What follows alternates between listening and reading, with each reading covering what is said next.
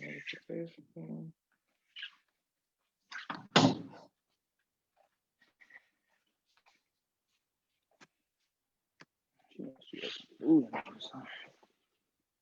you see me good? Yes, sir. All right, we live, bro. And we are live. I want to thank everyone for tuning in to a special edition of Off the Record on the People's Podcast this afternoon. We got a great guest, a great young man who is a successful, good personality, a businessman, and we just somebody who I admire his family and their children. And I interviewed his father, and I just look forward to hearing this conversation today as Brother Rashid Muhammad. Assalamu alaikum, sir. Walaikum salam. Thank you for having me. No problem, no problem. But the first question we want to know is, what is it like coming from such a big family? And it's like a lot of y'all. So what is it like to come from that?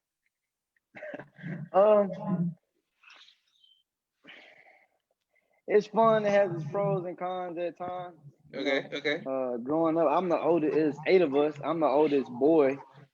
There's my older sister, and then me, then 2 younger boys, and then there's 4 younger ones after me. But I mean, the only thing I didn't like, I would say, is when I was older and I wanted to go out somewhere, my little brothers would always have to come. They always wanted to come with me, and I did not. I did not want them to come.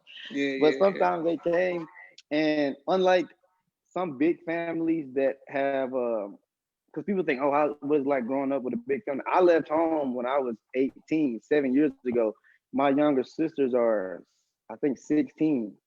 So in their teenage years and stuff, I wasn't really home with them. So I really was, it was really just the older 4. I was around the last 4 when they were younger, but now that they're like, 12, 13, 14, 15, 16, I was already out of the house. So I didn't really get that experience. But I had the experience of being, the oldest boy, 2 younger brothers, and then a bunch of babies at the house. Okay, yes, sir. Wonderful. And who are your parents, for those who don't know? My mother is Sister Melva, the owner of Elevated Places, the school in Houston. Then my dad is Brother Isaiah Muhammad. He was on a couple of weeks ago. Just businessman. He was a secretary, lieutenant, pretty much I think every post except for the minister and the captain. So he's putting in a lot of work for the nation. Praise be to Allah. Yes, sir. Wonderful. What business do you have? Because I saw you post something on Facebook where you was, popping it, and you like, I turned down this amount of money, invested in myself, it came back. So tell us about it. Yeah, I just turned down another offer, but I own a decorative concrete company. Okay. To make a long story short, pretty much we make plain concrete look good, whether you adding color to it, shapes, patterns, marble look, the epoxy that you may see in a garage or like a warehouse. That's what we do. I started doing it maybe about, I think, 6 or 7 years ago. I moved to Dallas in 2013 to train for Taekwondo because I was trying to, make the Olympics, and the U.S. national team coach was here in Dallas. So I moved here, made the national team. And at the gym I was training at, there was a guy. There was a guy there from South Africa, and he kept asking me, to come help him, do the floors. And I was like, man, I don't do floors. I fight, Yes, sir, I don't know anything about floors. I wasn't really trying to do no manual labor work at that time. One day I just said, man, he kept asking, so I went out there, and I worked with him for a while, really just helping him. I didn't ask him for no money or nothing. And eventually he started paying me to work. And man, I ain't gonna lie, maybe after like a couple of months in, I called my dad, like, man, I want to quit. I don't want to do this no more. Okay. And he was like, man, you getting a skill that you can take and do for yourself, and he paying you to do it. Most people got to pay to learn how to do something. You getting paid to learn how to do something you can do for yourself. So that's honestly what made me stay in it. And then working with him, helping him, turned into me running the whole thing. Like it used to be, he was there and I was there.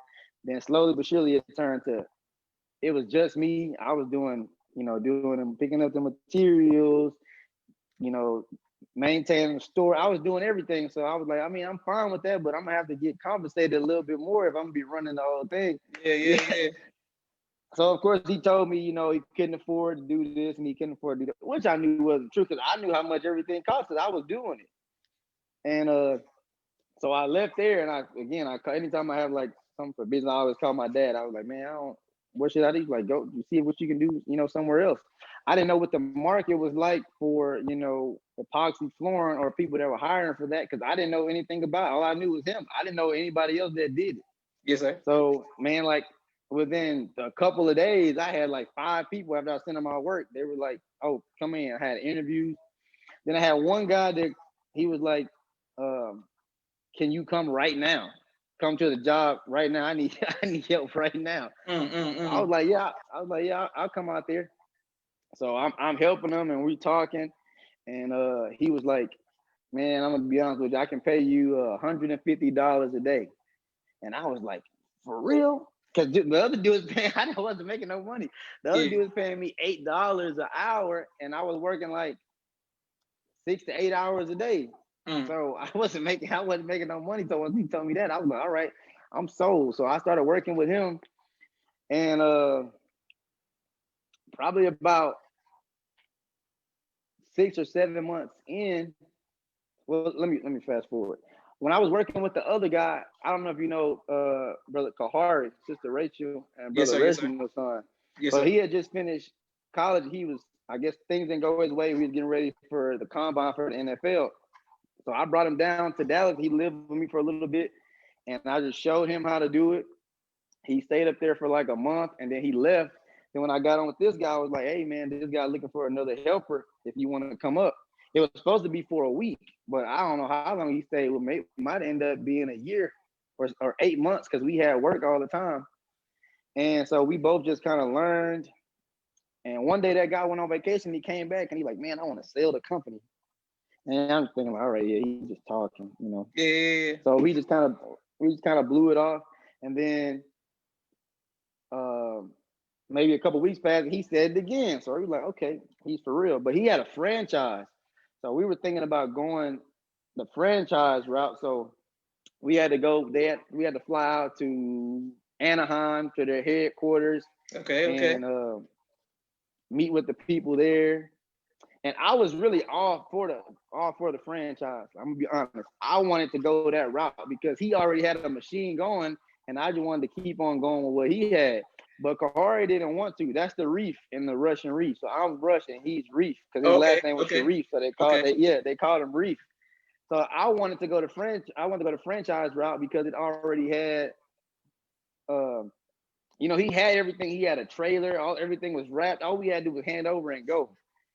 My dad didn't see the benefit in the franchise, but sometimes you just don't want to listen. I'm glad I did, but he didn't see the benefit in the franchise, and it had a lot of fees and a lot of things involved. Kahari didn't really see the benefit. So when we flew out to Anaheim, the guy that I was working under, he had no experience. He just had money. He bought in a business that was booming at the time because concrete floors. The market is pretty good right now. Okay. Okay. So when we went out to the training, it was me, Kahari, and then 2 other older guys that had no experience either. They just had money. They were going to buy in. So if anybody knows, whenever you have a franchise, if either it's Pizza Hut or Domino's, there's certain areas that you can't work in because that's the other person's territory. So if you're on this side of town, you can't be delivering your pizza over here because now you're cutting into their money. So we got there. We got more experience than these people, and we already have the equipment, everything ready to go. So they told us, oh, we're gonna start y'all off with like a smaller territory just to kind of let you get your feet wet. But the other people, they didn't tell them that. They told them, oh no, full for you can go ahead and go. They knew nothing about flooring. They had no equipment, and not only that, they gave us an area that was not, people there didn't have like disposable income. You couldn't get them to spend $2,000-3,000 on an item that's not really necessary. So they wanted to shrink where we could work, but they weren't shrinking our fees though. They wanted us to pay them full price for the franchise and all that. And we just kind of felt like they didn't believe that we could do it. So we sat there, they gave us a good lunch. They gave us Cheesecake Factory. I'm eating it up knowing that I'm not going to do the franchise.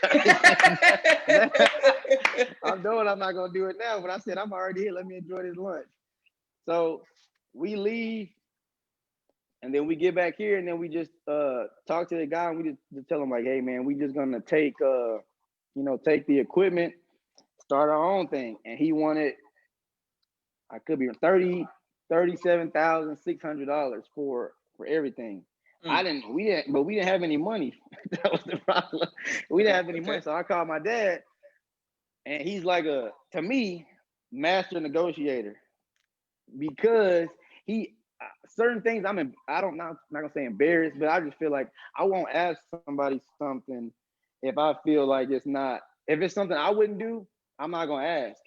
But I'm missing out on something because they might be willing to do it and I'm not. Yeah. Yeah. Yeah. Yeah. So Yeah. he walked in there, he was like, well, why don't you ask him just to give it to you? You don't have to give him no money. Just give you all the stuff and you just make payments. I was like, man, he's not gonna do that. He's not just gonna, because we could just leave. He ain't gonna. Yeah. Yeah. So we went over, we went over there and met with him. And I didn't really do no talking. It was me, Kahari, the guy's name was Tim, and my dad. And he talked, and we came to an agreement. And he was like, all right, we give y'all 8 months. Was it 8 months? Yeah, 8 months to pay it off. Uh, and I think we're supposed to pay him every month.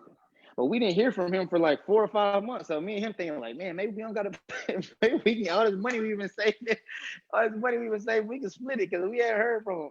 Yeah. But he was like, no, I was just giving y'all a little time to, kind of get your feet wet. Yes, sir. So we ended up paying him off.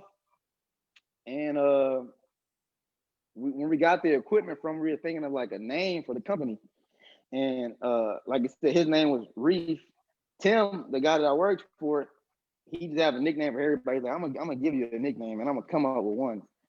And then he just came over with Rush, and I was like, man, I don't really care. I just went there to work. I wasn't there to play around. So it's like, you can call me whatever you want to call me, man.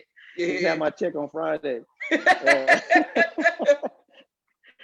so then that's how we became Rush and Reef. And I don't know if you know Sister Wakiti. Yes, sir. She's over at my mom's school. Her and one of Kahari's friends, I want to say her name was Reagan. They're the ones that helped design the logo.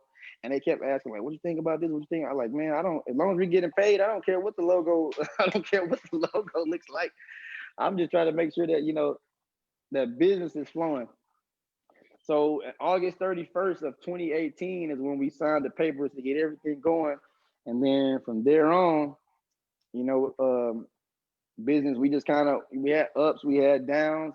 Um, Kahari ended up moving back to Houston December or November or December of 2019, and he was supposed to be doing it there, but it was some stuff that we, didn't really get hashed out. So we just decided to just like do a split. So then I became sole owner of the whole company, and then he's now in Houston. He has a drive-in movie theater.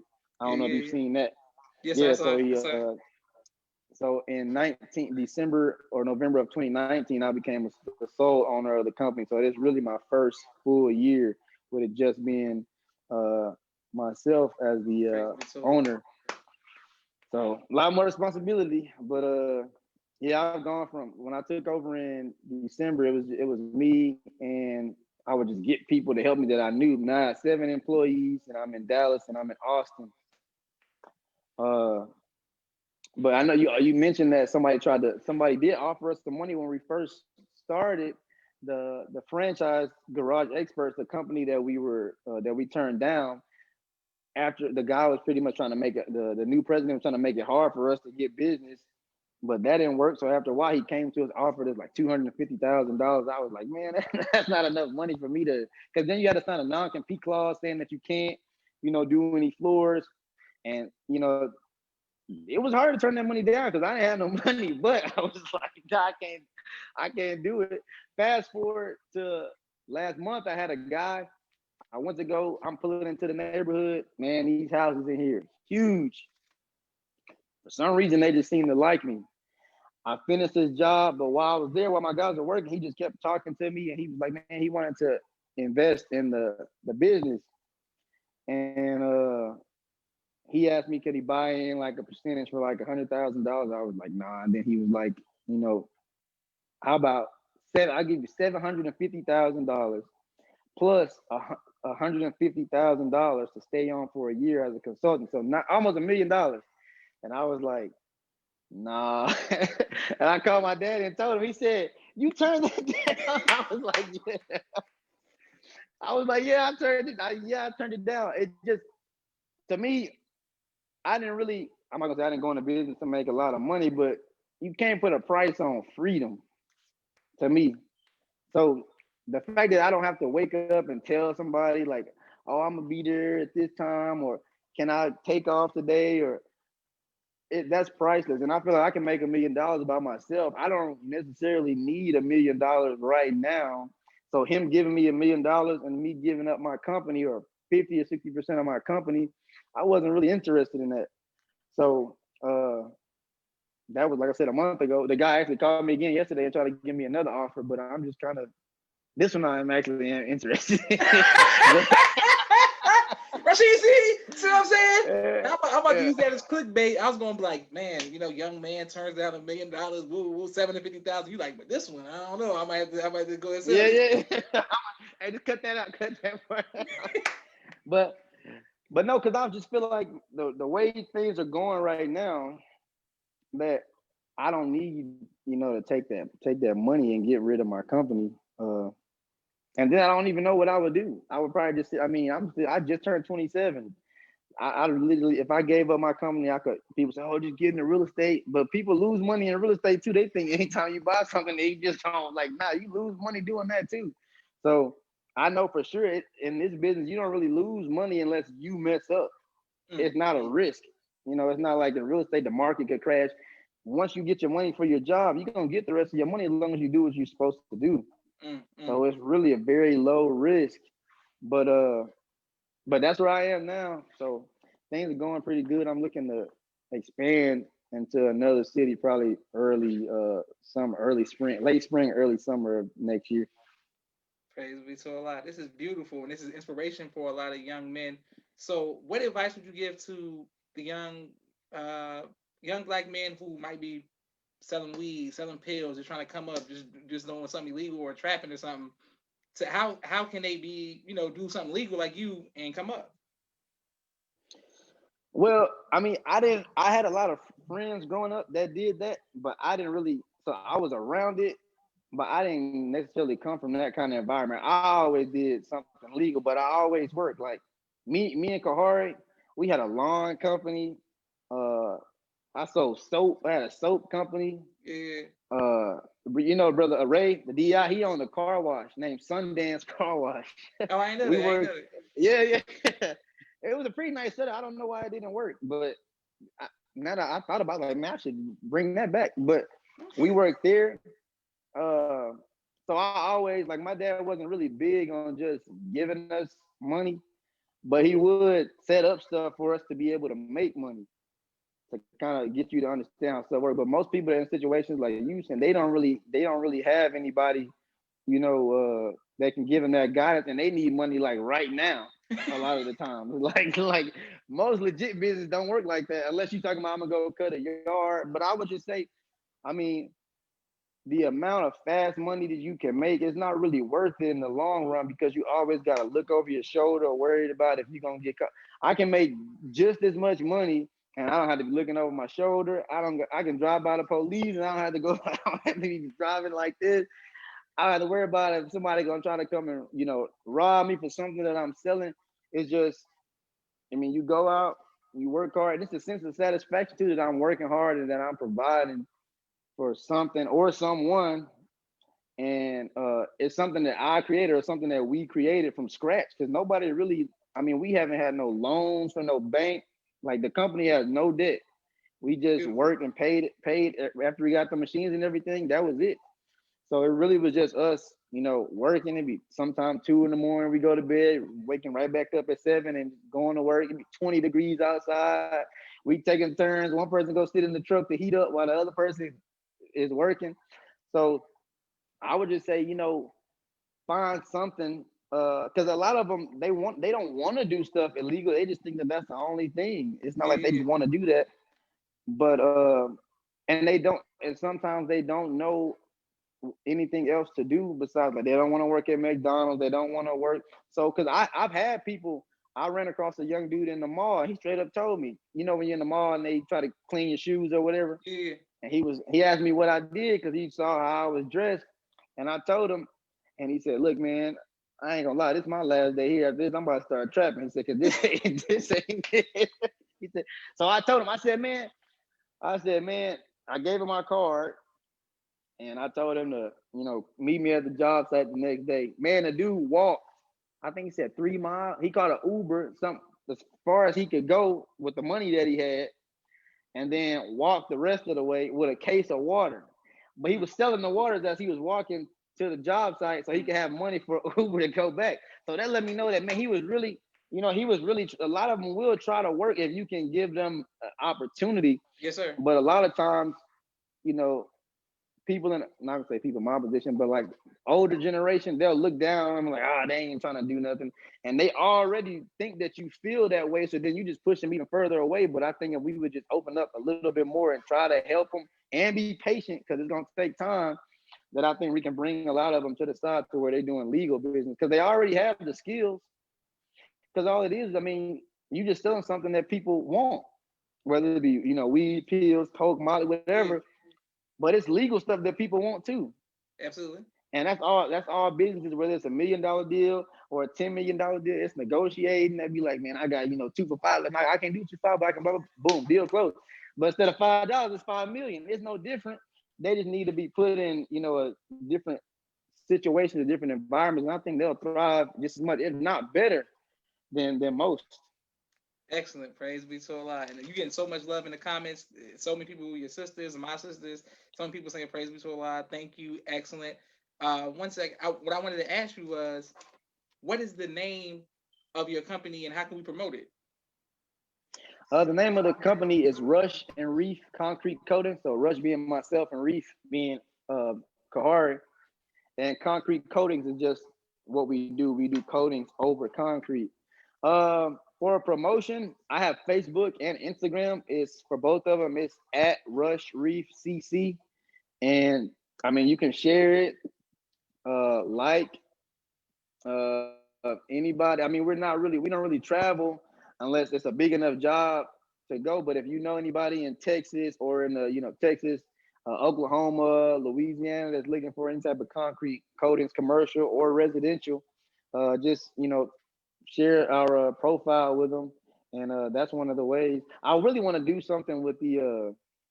I was talking to somebody yesterday. I want to go to like MUI or all boys school or charter school or something, and I want to give a class for free and teach them how to do it because it's not hard. It's just having the right equipment and then attention to details. Because a lot of people that's in school don't want to go to college, and they make people feel like if you don't go to college, then you fail. But or if you don't graduate from college, then you fail. But I think a lot of them are good with their hands, and they just need to know something to do. And I didn't know anything about this business until I moved here. But a lot of people don't know that it's everywhere, like concrete. If every mall you go to, it's a polished concrete floor.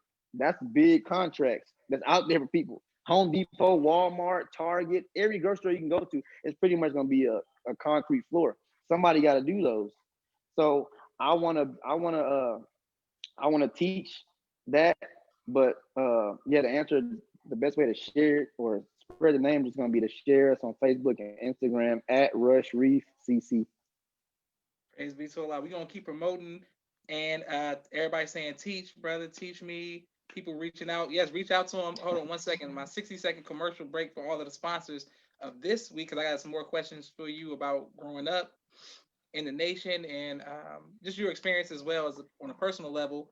But I want to shout out to all my sponsors, Cash App, the People's Podcast, for your continued support. Thank you very much. Hold on 1 second. And we coming back to I see your questions. I see your texts. We coming right back to you. Hold on 1 second. 1 second. Boom. All right, here we go. I want to shout out my brother, Rashid, Street Premier Media Production, his business, 4K camera. They do drones, television, and movies. Thank you all very much for your sponsorship. My sister Sister Mimi, Stay On Point. ABC I Love Me, children's coloring book. So many comments right now. ABC I Love Me, children's and coloring book. Both are which on Amazon. Thank you very much, Mimi. ABC I Love Me. Thank you very much. My sister Naima, Stay On Point Dance Academy, LLC. She teaches ballet virtually to young children, young women all across the country. Supreme Men's and Boys Urban Wear, thank you very much for your sponsorship in St. Louis. He'll keep you dripping with some of the best fashion. Brother Todd McGraw, Supreme Team Insurance, thank you very much for your sponsorship. Brother Chantel X, he hires truck drivers as well as he puts the X and Express all across the country, specializing in refrigeration. Brother Jabbar Muhammad, Client First Construction Incorporated, painting, carpentry, flooring, plumbing, etc. in Chicago area as well as the Memphis, Tennessee area. Sister Landra El Muhammad, Navy Beans More Than Bean Pies. Thank you very much, Sister Landra. Dr. Henry M. Carter, King Henry's Turkey Legs. Thank you all for the comments. We'll come back to you, Brother Rashid. Brother Rashid Muhammad, COVID-19 Disinfecting Cleaning Service in Chicago. And my father's book, Soldier in the Movement of Christ, AbdulSharif.com. And last but not least, my two books, Cleopatra, which is on Amazon, and No Father, No Excuse, which is on Amazon as well. Thank you all for your continued sponsorship and donations. Cash at the People's Podcast. Boom. I'll be back right back to you, Brother Rashid. I want to read some of these comments to you. Tariq B says, can't describe the joy this gives me. Keep making it happen, bro. Thank you, Sister Love It. This is Roxanne says, this is beautiful. Gary Williams says, teach me, fam. Roxanne saying, my sister enjoying employing our people. All praise to Allah. Sister Sanaya says, all praise to Allah. Sister Naja, praise to Allah. Roxanne, Allah Wakbar. Brother Abdul Qiyam, this is his first time watching. Formerly Brother Jesse. You can't put a price on freedom. Jesse, yeah. I used to work for him. Okay, that's tight. Sister Tracy said, this is inspiring. You used to work doing this type of work with Brother Jesse? I mean, with Brother Keon? Nah, I used to take pictures for the newspaper. Okay. He was teaching me how to. I used to, man. He used to pay me. I don't know if it was $40 a day or a week. I hope it was a day. But he was teaching me because he's a photographer. I don't know if he still does. I know he writes too. Yes, sir. And he can draw. But Brother Keon can do anything with like art. But I used to learn how to take photo. I went to a couple of. He would go to like schools and stuff to speak, and I would be his photographer.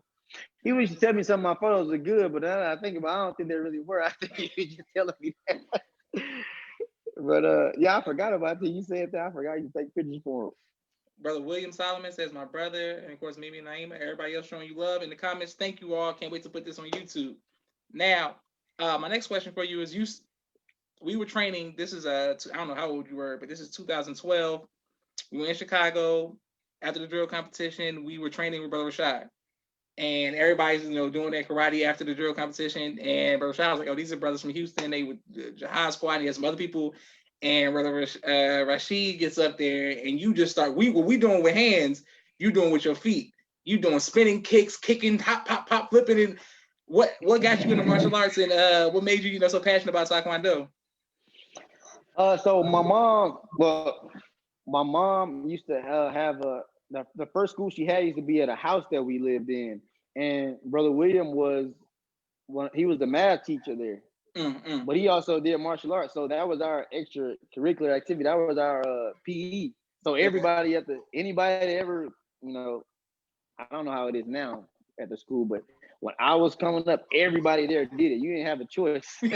So they put us in there for like discipline reasons, and then to learn how to, defend ourselves.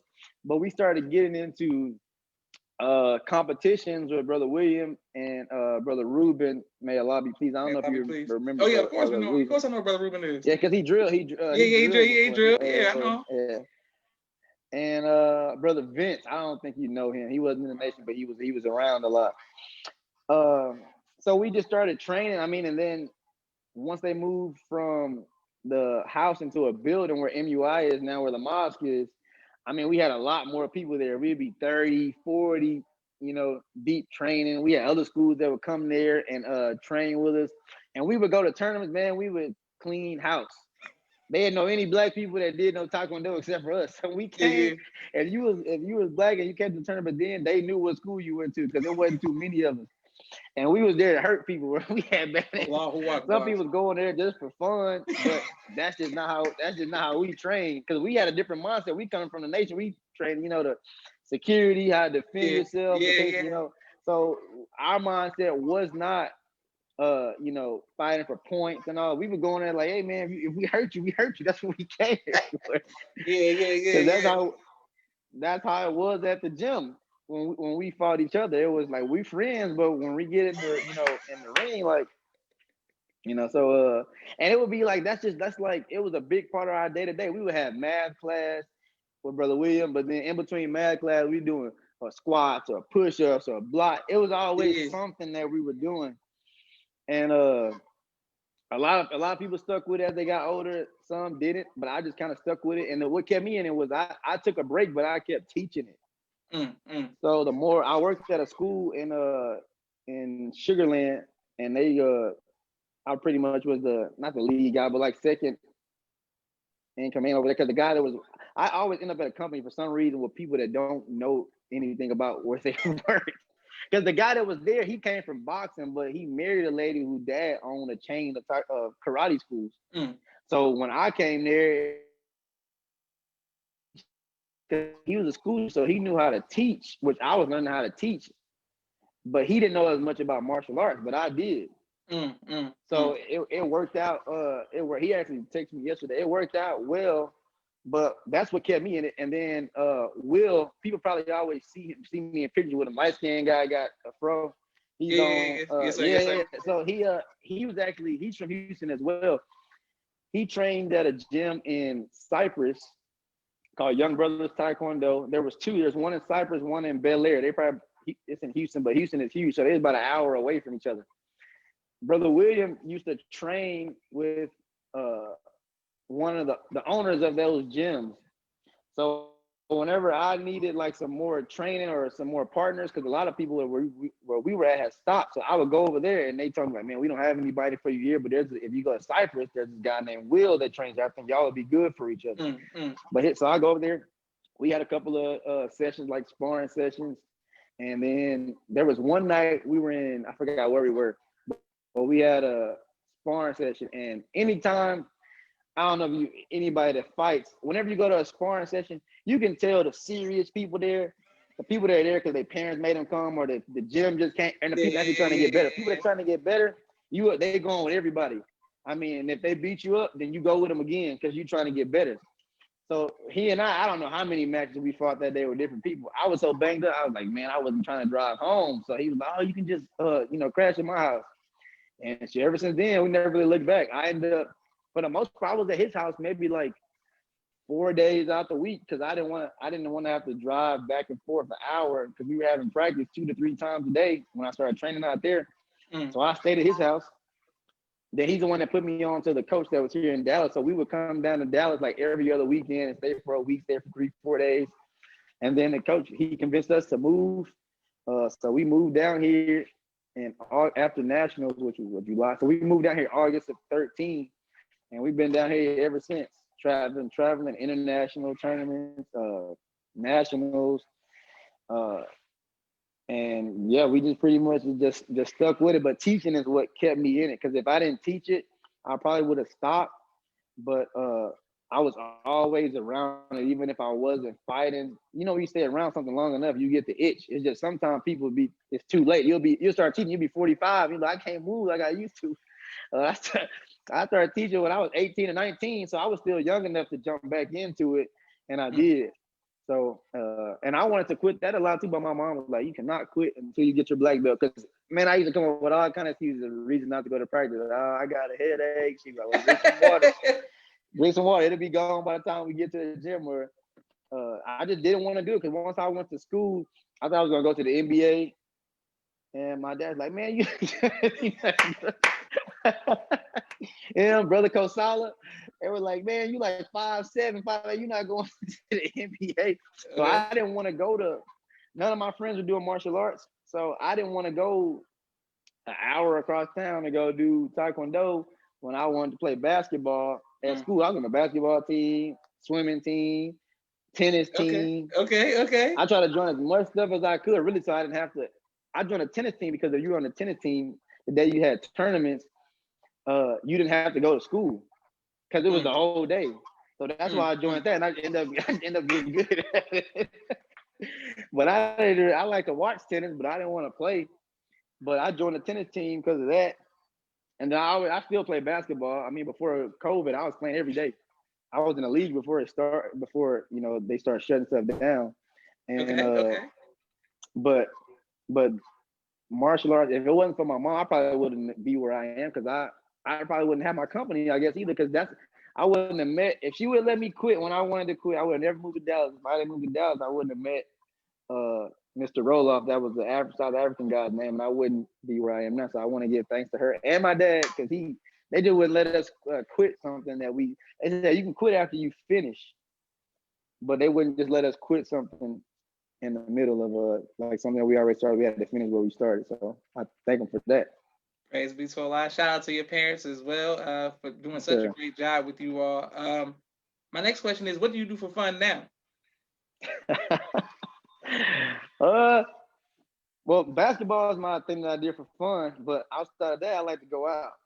Okay. So, which I'm gonna say this: if you're in the nation and you feel like you don't have discipline, don't go don't go out.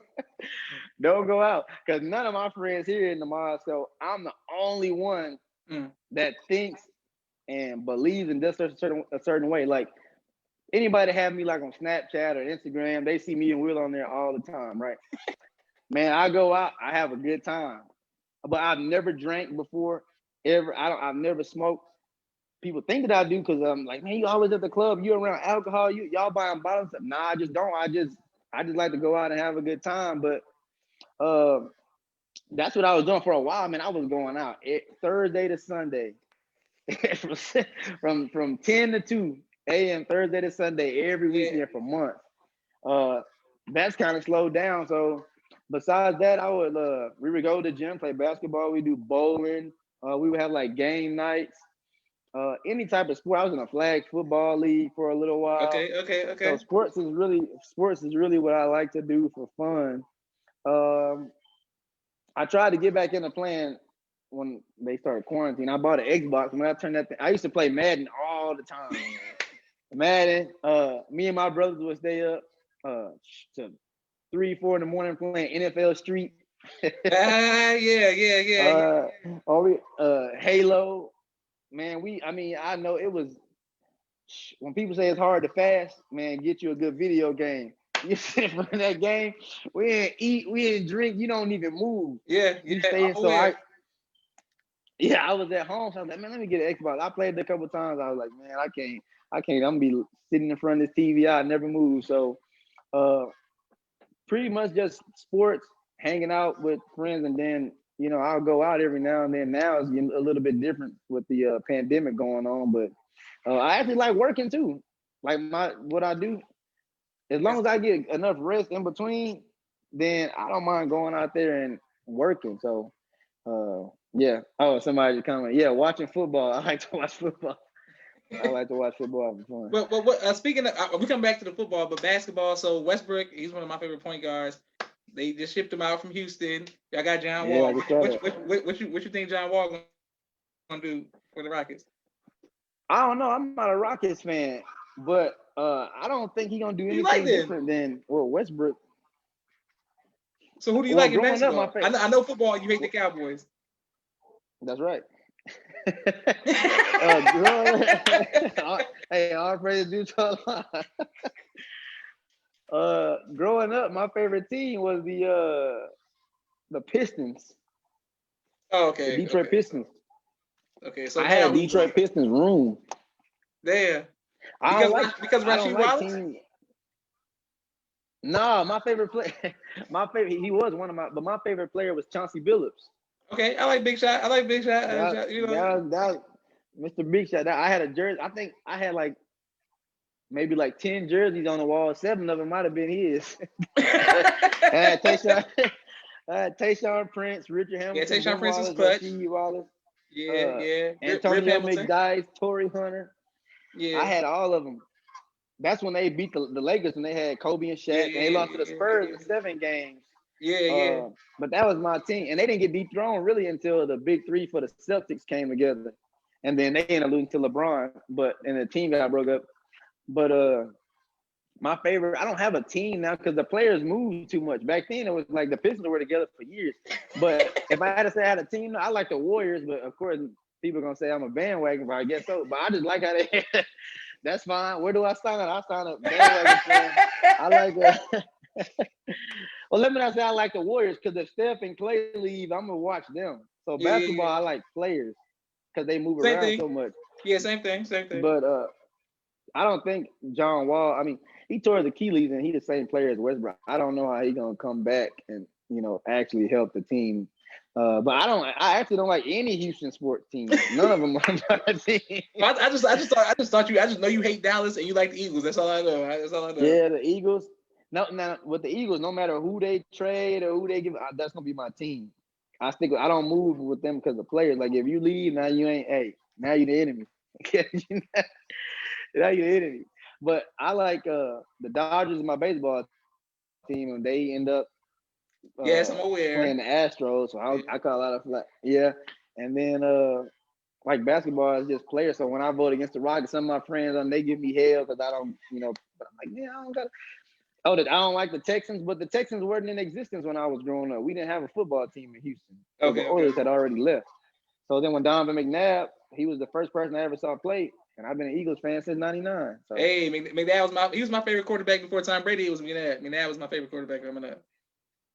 And then Tom Brady. Yeah, but McNabb was my favorite quarterback. Yeah, the great show on turf. The great show on turf. Don't sleep on the Rams, bro. They changed football forever, bro. Don't sleep on them. No, I know who they have. Isaac Hakeem, Marshall Falk, Brew. Yeah, Torrey Holt. Yeah. Yeah, don't sleep. I used to play with them on Madden. That's what on Madden it was unstoppable. What you mean? They were. Marshall Falk had like a 99 speed or something. But yeah, I want to thank you for coming on the People's Podcast. Thank everybody for watching. Thank you for you gave me some a lot of good clickbait to chop up to inspire. I'm always trying to inspire young people to show them another way. You're an example of that. Young black man doing positive things, bro, and winning in life. That's positive, bro. I'm supporting you. Yes, sir. Appreciate that. Yes, sir. Yes, sir. Please give your family greetings. Man, nothing but love for Houston and all your sisters, all your brothers, and your parents, man. It's proof they got the formula, bro. That's all I'm gonna say. It's proof they got the formula, bro. I will give them that. I give them a hard time a lot, but I was thinking about it yesterday. I was like, man, I don't know what they could have done better. So I always give them flag. I tell them they used to give me a lot of whoopings that I didn't deserve. But I was like, man, now that I look back, I probably deserved those and did some more. If I didn't get caught for doing it. But no, I don't know. They really tried their best to follow the teachings to a T. Anything that we did that was outside of that, it was just something that we did. They really tried their best. And I don't know what they could have done different or what they could have done better. So, because I am the way I am in life and the way I move in business and my personal life and just me as a person because of the principles that they instilled in us.